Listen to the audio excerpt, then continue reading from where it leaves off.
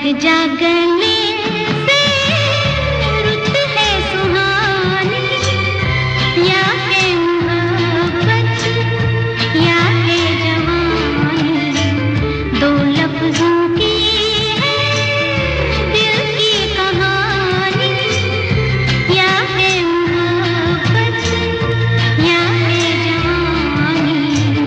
ला ला ला ला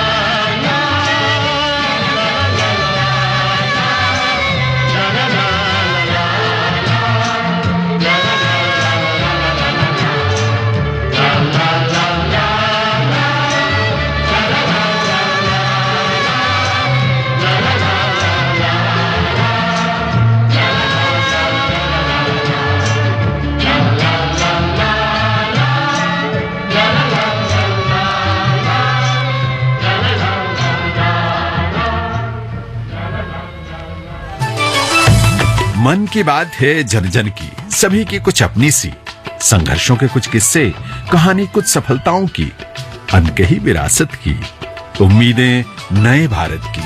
महीने के आखिरी रविवार का रहता है इंतजार, मलयाचल के आंचल से विंध्याचल के आंगन तक, ब्रह्मपुत्र के घाट से हिमालय के विस्तार तक होती है मन की बात प्रधानमंत्री के साथ। तो सुनिए इस महीने 26 नवंबर सुबह 11 बजे मन की बात आकाशवाणी और दूरदर्शन के सभी चैनलों पर। आप भी माननीय प्रधानमंत्री के मन की बात का हिस्सा बन सकते हैं। इसके लिए आप अपने सुझाव 24 नवंबर तक टोल फ्री नंबर 1800-117800 पर रिकॉर्ड कर सकते हैं या फिर 1922 पर कॉल भी कर सकते हैं। नमो ऐप या माईगोव के ओपन फोरम में पोस्ट कर सकते हैं या post box number 111 Akashvani Delhi के पते पर भेज सकते हैं। तो याद रखें, रविवार 26 नवंबर सुबह 11 बजे मन की बात।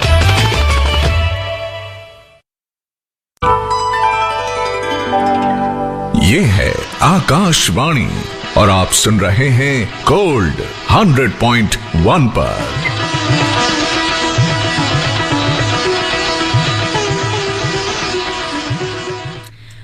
जहाँ शब्द संसार में बात करते हैं आज कवि जी की।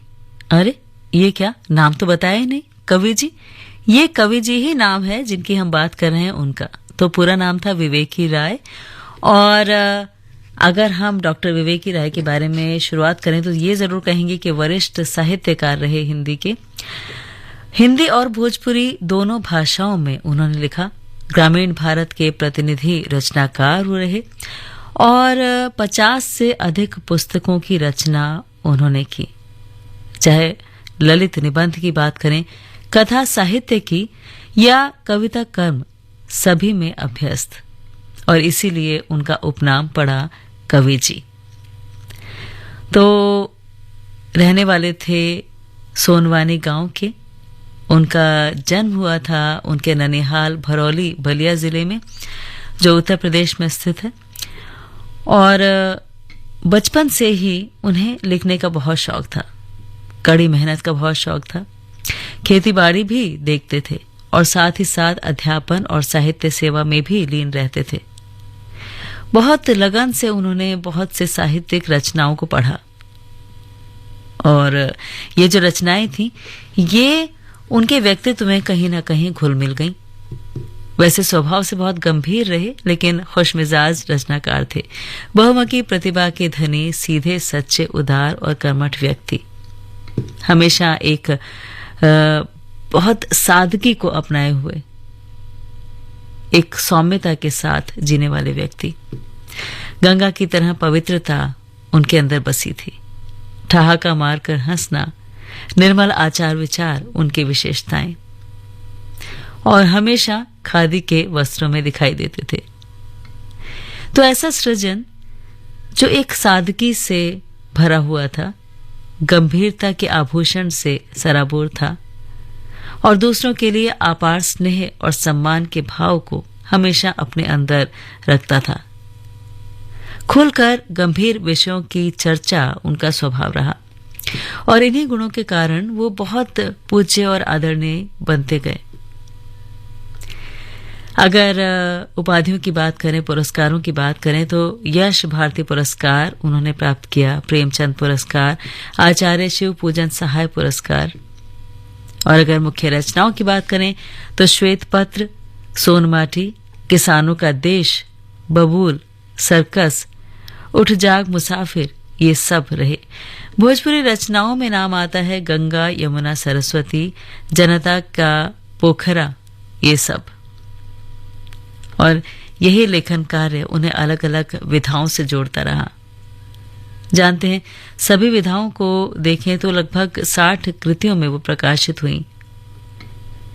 इस तरह से एक ऐसे नाम से आज हम रूबरू हुए जो अलग अलग विधाओं को अपनाकर भोजपुरी और हिंदी में काव्य रचना, साहित्य सृजन, ये सब करते रहे।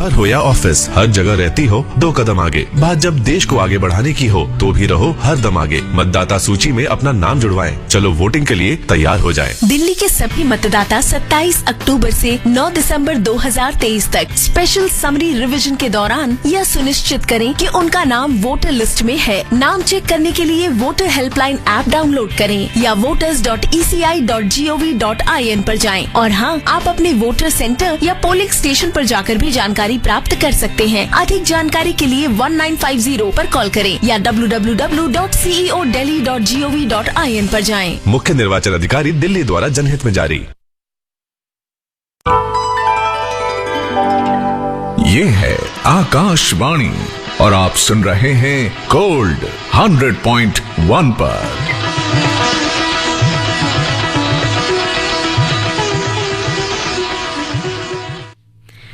जी हाँ, आकाशवाणी दिल्ली का गोल्ड चैनल जिसे आप सुन रहे हैं 100.1 मेगाहर्ट्ज पर, और ये है शब्द संसार। शब्द संसार यानी साहित्य जगत के अलग अलग मोती जिन्हें हम ले आते हैं आपके लिए। और उसी में अगर हम बात करें बहुत सारे नाटकों की जिसमें श्री कृष्ण अवतार हो, रुक्मणी मंगल, ईश्वर भक्ति, द्रौपदी स्वयंवर, परिवर्तन, सूर्य विजय, उषा अनिरुद्ध, वीर अभिमन्यु, तो आप सोच रहे होंगे कि ये रचनाएं कौन सी हैं जिनका हम नाम ले रहे हैं। तो ये रचनाएं हैं राधे श्याम कथावाचक। जी हाँ, एक ऐसा नाम जिन्होंने रामायण की कड़ी को खड़ी बोली पद्य के द्वारा कई खंडों में लिपिबद्ध किया। एक ऐसा नाम जिन्होंने बहुत सारे नैतिक मूल्यों को जनसाधारण तक पहुंचाया, और यही धन उन्होंने कमाया और इसी से वो प्रसिद्ध भी हुए। जानते हैं, उनकी जो लिखाई थी, जो लिखाई उन्होंने लोगों तक पहुंचाई, जो साहित्य सृजन किया, उससे लोगों को एक नया आयाम मिला और उन नाटकों से पौराणिक आख्यानों को एक नया भाव। तो ऐसा ही एक नाम रहा राधे श्याम कथावाचक, जिनके बारे में हमने आपको बताया।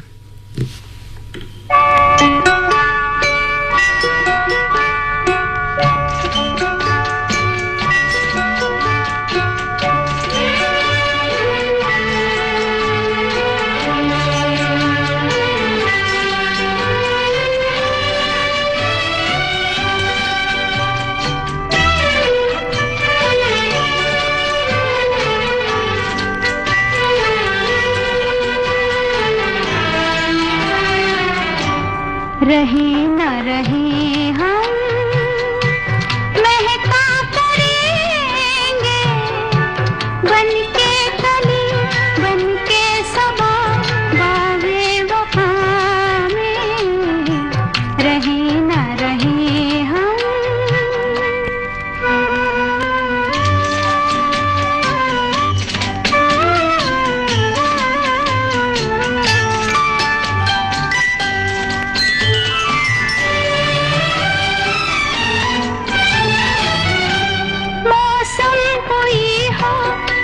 चमन में रंग बन के रहेंगे हम, खिराम चाहत की खुशबू यूं ही जुल्फों से उड़ेगी, खिजा हो या बहार, यूं ही झूमते और खिलते रहेंगे, बन के कली बन के सबा बागे वफा में, रहे न रहे हम महका करेंगे, बन के कली बन के सबा बागे वफा में।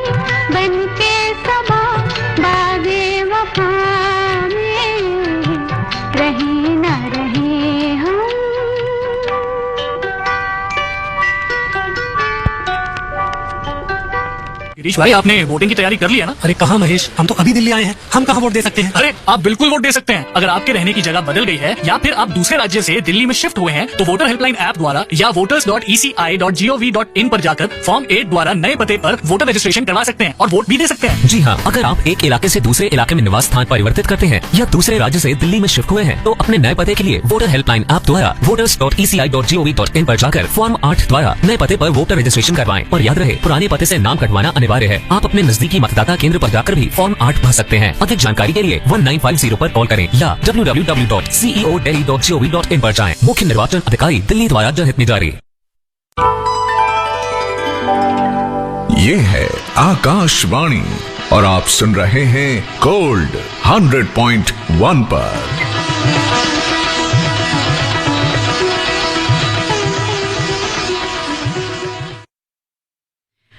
जी, आप सुन रहे हैं आकाशवाणी दिल्ली का गोल्ड चैनल 100.1 मेगाहर्ट्ज पर और ये है शब्द संसार। शब्द संसार यानी बातें बहुत सारी उन शब्दों से जुड़ी जो हमें कहीं ना कहीं प्रभावित करते हैं, हमारी जिंदगी से हमें जोड़ देते हैं और ऐसा लगता है कि इन शब्दों से हमारा जो नाता था वो कहीं पुराना है और हमेशा रहेगा। अलग अलग विधाएं ऐसी हैं दोस्तों जो इस भागदौड़ भरी जिंदगी से दूर हमें ले जाती हैं, जो हमें ये बताती हैं कि कुछ और है जो हमारा इंतजार कर रहा है। अब बात करते हैं एक प्रसिद्ध शिक्षाविद, हिंदी लेखक, साहित्यिक आलोचक और समाज सुधारक की। जी हाँ, कल्याणमन लोढ़ा जी की, जो बहुत महत्वपूर्ण रहे अपनी ओजपूर्ण वाक्य शैली से बहुत कुछ देने के लिए। एक ऐसा नाम जिन्होंने जो साहित्यिक रचना की उसमें बहुत सारी पुस्तकों के नाम हैं, जिसमें हिंदी के 8 साहित्यकारों के अलग अलग साहित्यिक आवेदनों को अलग अलग मूल्यांकन करने का श्रेय भी उन्हें जाता है, जिनमें तुलसीदास, सूरदास, कबीर, निराला, मैथिली शरण गुप्त, जयशंकर प्रसाद, महादेवी वर्मा, माखनलाल चतुर्वेदी, ये सभी नाम शामिल हैं। और उनके साहित्यिक अवदानों के लिए उन्हें 2003 में मूर्ति देवी पुरस्कार से भी नवाजा गया। इसके अलावा उन्हें केंद्रीय हिंदी संस्थान आगरा से सुब्रमण्यम सम्मान मिला और भी बहुत सारे सम्मान इस सूची में शामिल हुए। और यही दिखाता है कि हिंदी में उनकी सेवा उनके लिए एक शोध का विषय था और आज भी बहुत सारे शोध उसी पर हो रहे हैं। तो आपको जब भी समय मिले आप पढ़ सकते हैं। थोड़ी फुर्सत बस चाहिए होती है कि हम साहित्य साधना से अपने आप को जोड़ें, क्योंकि जब इससे जुड़ जाते हैं तो समय का प्रभाव हम पर नहीं रहता और ऐसा लगता है कि जितना पढ़ लिया वो भी कम है और उस समय का अभाव हमें ज्यादा का जोड़ता है।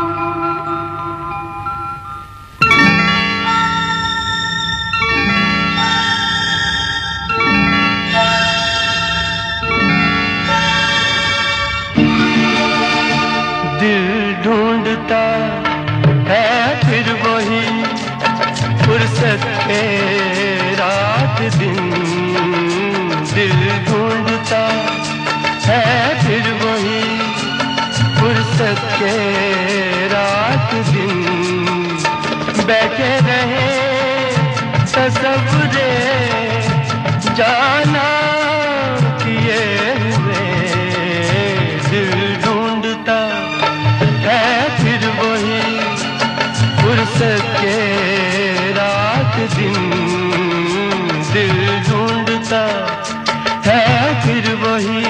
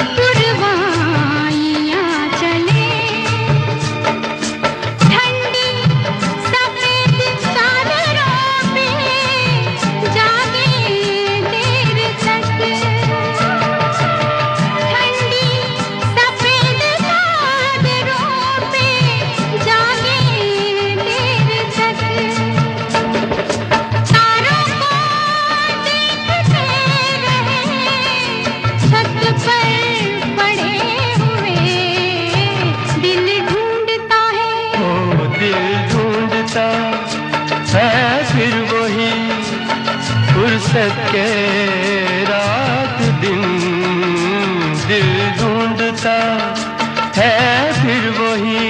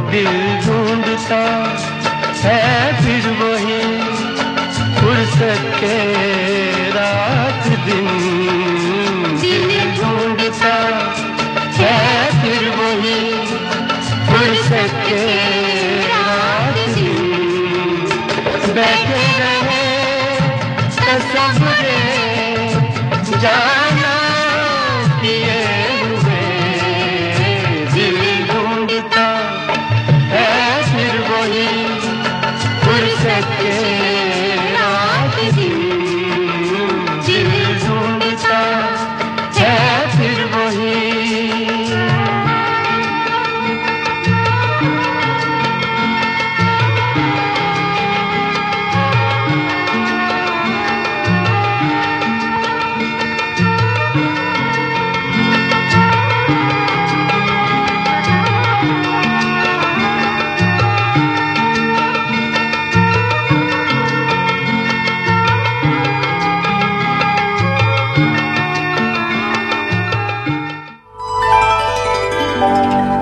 ये है आकाशवाणी और आप सुन रहे हैं गोल्ड 100.1 पर।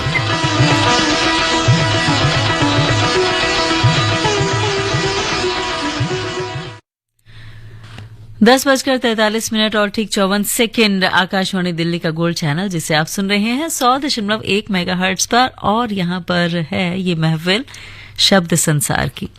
बहुत सारे शब्द हमारे आसपास बैठे हैं जो हमें ताक रहे हैं, कह रहे हैं कि कब हम उन्हें अपने श्रोताओं तक पहुंचाएंगे। ऐसे ही कुछ शब्द लिखे निर्मला ठाकुर ने, भारत की प्रसिद्ध कवित्री। बहुत सारी प्रमुख पत्र पत्रिकाओं में उनकी कविताएं लगातार प्रकाशित होती रहीं। काव्य संग्रह अलग अलग रहे, जैसे कई रूप कई रंग या हंसती हुई लड़की, और ऐसे ही बहुत सारे जो शब्द हैं वो उनके जीवन में बिखरे रहे। जन्म हुआ उत्तर प्रदेश के जिला आजमगढ़ के महुई ग्राम में। बचपन से ही इन्हें साहित्य का शौक रहा। इलाहाबाद विश्वविद्यालय से हिंदी में एमए की डिग्री प्राप्त की और उसके बाद साहित्य साधना शुरू हुई। 1960 से कविताएं लिखनी शुरू की थी और जो अलग अलग पत्रिकाएं थीं, जैसे नई कविता या धर्मयुग या लहर, कल्पना, युगवाणी, झंकार, कृति, इन सब में उनकी कविताएं लगातार प्रकाशित होती रहीं। एक ऐसा नाम जो जिंदा दिली, मेहमान नवाजी और सहयोगी रवैये से जुड़ा है। एक ऐसा नाम जो साहित्य साधना से जुड़ा है, जो हमेशा अजर रहेगा, अमर रहेगा और ये याद दिलाता रहेगा कि साहित्य साधना हमें वाकई जीने का मौका देती है। बाकी बहुत सारे काम हम करते हैं अपने लिए, लेकिन बेशक वो लिखना हो या उन लिखी हुई कविताओं को, कहानियों को, उपन्यासों को, नाटकों को पढ़ना, दोनों ही अपने आप में एक साधना है और जीवन के मर्म को समझने का एक तरीका।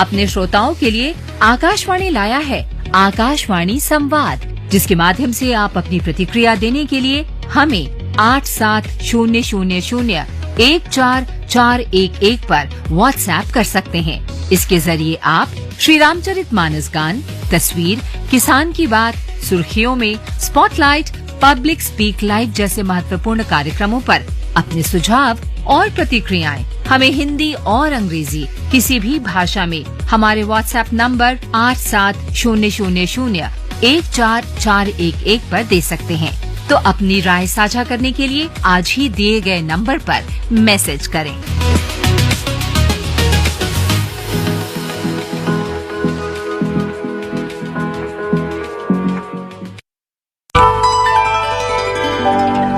ये है आकाशवाणी और आप सुन रहे हैं गोल्ड 100.1 पर।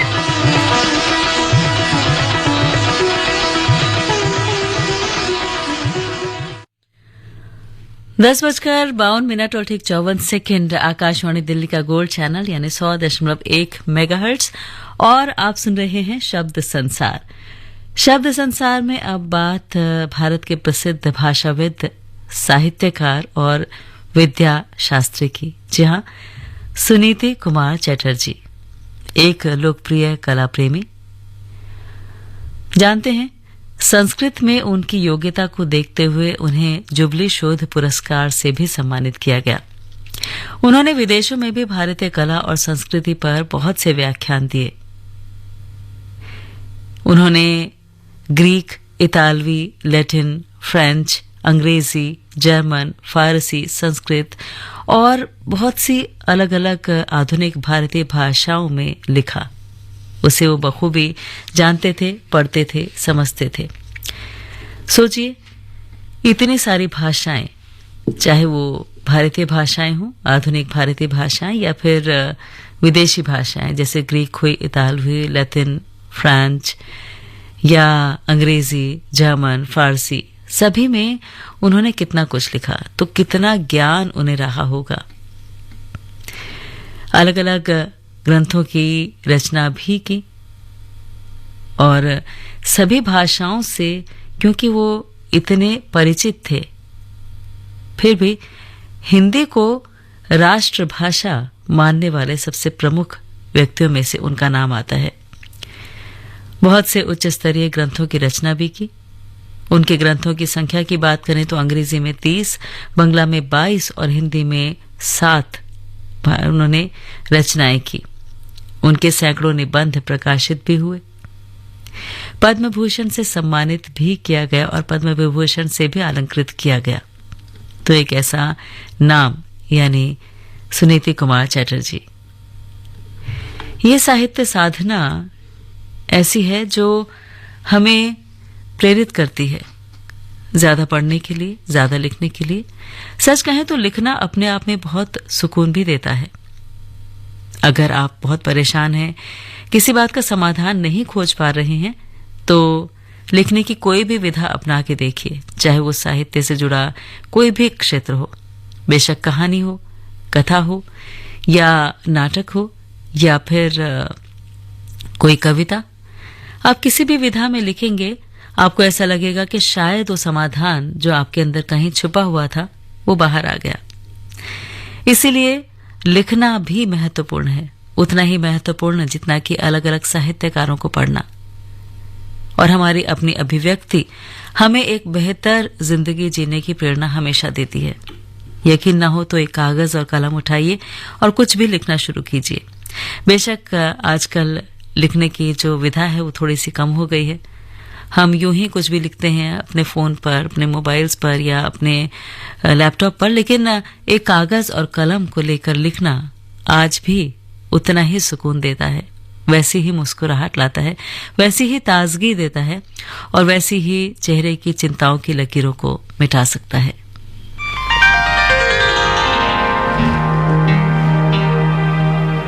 अभी न जाओ छोड़ कर कि दिल अभी भरा नहीं, अभी ना जाओ छोड़ कर के दिल अभी भरा नहीं।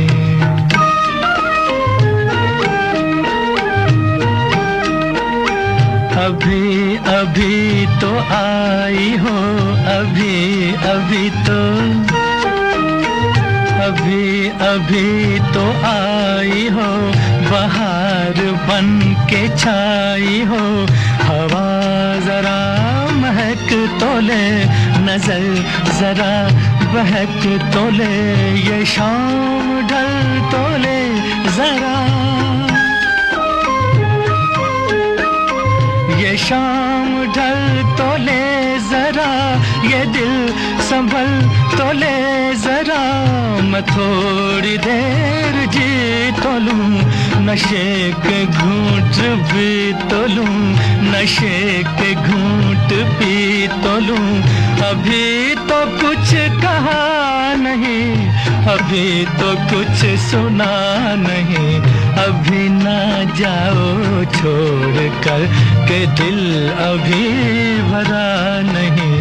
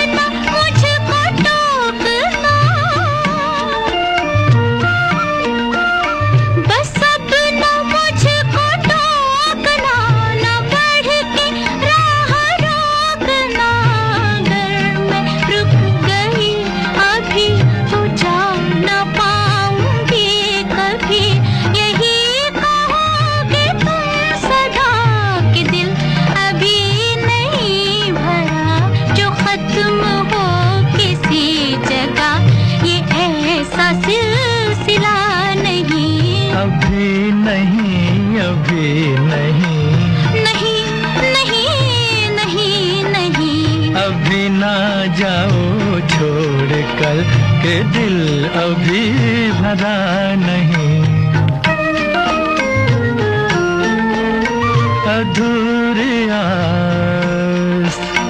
अधूरी आस छोड़ के, अधूरी प्यास छोड़ के जो रोज यूं ही जाओगी तो किस तरह निभाओगी कि जिंदगी की राह में जवां दिलों की चाह में कई मकाम आएंगे जो हमको आजमाएंगे।